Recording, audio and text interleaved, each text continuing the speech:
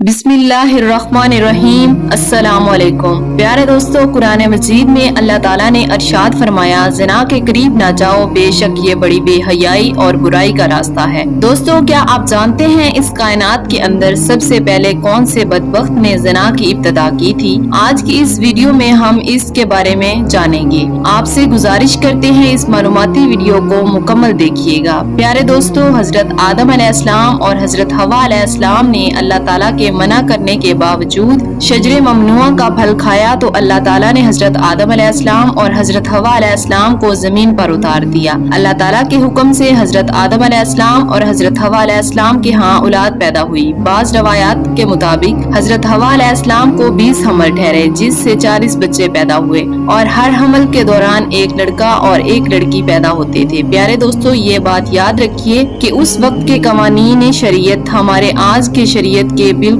मुख्तलिफ थे। हजरत आदम अलैहिस्सलाम के जमाने के अंदर एक हमल से पैदा होने वाले लड़के की शादी दूसरे हमल से पैदा होने वाली लड़की से कर दी जाती थी, जबकि दूसरे हमल से पैदा होने वाले लड़की की शादी पहले हमल के लड़के से कर दी जाती थी और एक हमल में इकट्ठे पैदा होने वाले आपस में बहन भाई करार पाते थे। फिर इसी दौरान हजरत आदम अलैहिस्सलाम के यहाँ कबाइल और हबाइल पैदा हुए। चनाचा कबाइल की बहन अकलीमा बहुत ज्यादा खूबसूरत थी, जबकि जो लड़की हजरत हबाइल अलैहिस्सलाम के साथ पैदा हुई वो इतनी खूबसूरत ना थी। जब ये बच्चे बढ़कर जवान हुए तो इनकी आपस में शादी का वक्त आया तो कबाइल ने हजरत हबाइल अलैहिस्सलाम की बहन के साथ निकाह करने से इनकार कर दिया और कहने लगा, ये तो बिल्कुल खूबसूरत नहीं है, मैं अपनी बहन अकलीमा के साथ ही शादी करूंगा। प्यारे दोस्तों, ये मामला इस कदर बढ़ गया कि हजरत आदम अलैहिस्सलाम ने हुक्म दिया कि दोनों भाई अल्लाह ताला की बारगाह में अपनी कुर्बानी पेश करें। जिसकी कुर्बानी अल्लाह ताला की बारगाह में कबूल होगी वही शख्स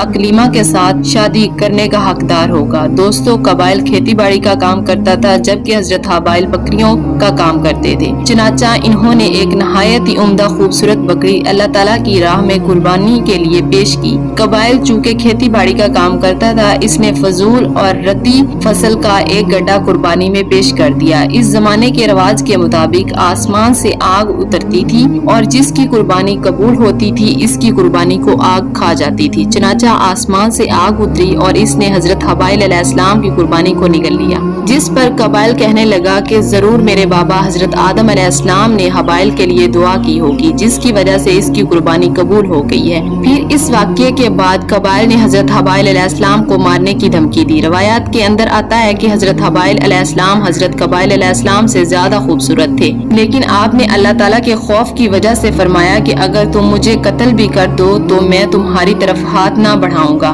मैं नहीं चाहता कि क़यामत वाले दिन मेरे ऊपर कोई गुनाह का बोझ हो। चनाचा एक दिन कबाइल ने गुस्से में आकर हजरत हबाइल अलैहिस्सलाम के सर पर पत्थर दे मारा, जिससे आपकी मौत वाक़या होगी। हजरत हबाइल अलैहिस्सलाम को कत्ल करने के बाद कबाइल बहुत परेशान हुआ। हजरत हबाइल अलैहिस्सलाम के जिस्म ने कंधों पर उठाए कई दिन मारा मारा फिरता रहा। फिर अल्लाह ताला के हुक्म से 2 कौवे आए और दोनों ने कबाइल अलैहिस्सलाम के सामने झगड़ा किया। चनाचा एक कौवे ने दूसरे को मार दिया, फिर इसने जमीन खोद कर दूसरे मरे हुए कौवे को इसके अंदर डालकर दफन कर दिया। चनाचा कबाइल ने जब कौवों को देखा तो अफसोस करने लगा कि मैं अपने भाई की लाश को भी ना छुपा सका, और फिर कबाइल ने इसी तरह अपने भाई की लाश को दफन कर दिया। इसके बाद कबाइल अपनी बहन अकलीमा को लेकर वहाँ से चला गया, क्योंकि मुसलसल शैतान इसके पास आता रहा और इसको इस बात कि तुम्हारा बाप तुम्हें कत्ल कर देगा। लिहाजा कबाइल अपनी बहन अकलीमा को लेकर दूर कहीं वादियों में जा बसा। प्यारे दोस्तों, इस वाक़ये के बाद हजरत आदम अलैहिस्सलाम बहुत ज्यादा परेशान रहा करते थे और अल्लाह ताला की बारगाह में दुआ किया करते थे कि या अल्लाह मुझे वारिस अता फरमा। चनाचा इसी दौरान आपको हजरत शीश अलैहिस्सलाम की बशारत मिली।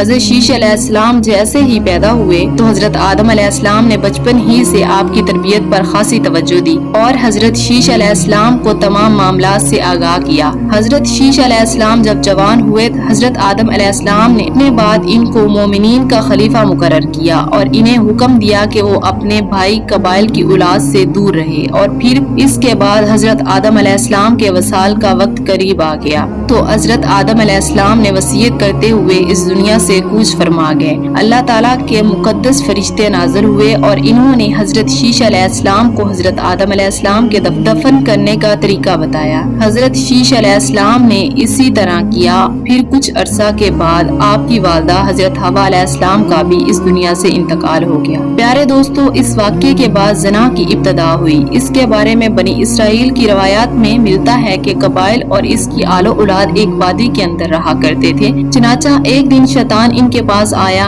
ان کے پاس ایک غلام کی صورت میں آیا اور ایک شخص کے پاس اجرت پر کام کرنے لگا۔ عرصہ گزرنے کے بعد اچانک وہ غلام عجیب و غریب حرکتیں کرنے لگا، عجیب و غریب کام کرنے لگا اور نئے نئے طرح کے لباس تیار کرنے لگا۔ انہیں طرح طرح کے گانے بجانے کے آلات بھی بنا کر دکھانے لگا۔ اس کے علاوہ ان کو ایسی ایسی آوازیں سنانے لگا جو انہوں نے پہلے کبھی نہ سنی تھی۔ وہ لوگ جو پہلے ہی حق سے دور تھے وہ اور زیادہ گناہوں میں مبتلا ہو گئے۔ انہوں نے اپنا ایک دن عید کا مقرر کر لیا جس دن ان کی تمام عورتیں برہنہ لباس پہنا کرتی تھی اور مردوں سے اختلاط کیا کرتی تھی۔ پیارے دوستو، حضرت شیش علیہ السلام کے ساتھ رہنے والے مومنین دور سے ان کے گانے اور باجوں اور محفلوں کی آواز سنا کرتے تھے۔ چنانچہ ایک دن ان میں سے ایک شخص کے دل میں خیال آیا کہ کیوں نہ میں وہاں جا کر دیکھوں کہ کیا آخر معاملہ کیا ہے۔ وہ چوری چھپے وہاں سے ہجرت کر کے عید کے دن اس جگہ پر جا پہنچا۔ چنانچہ قبائل کی اولاد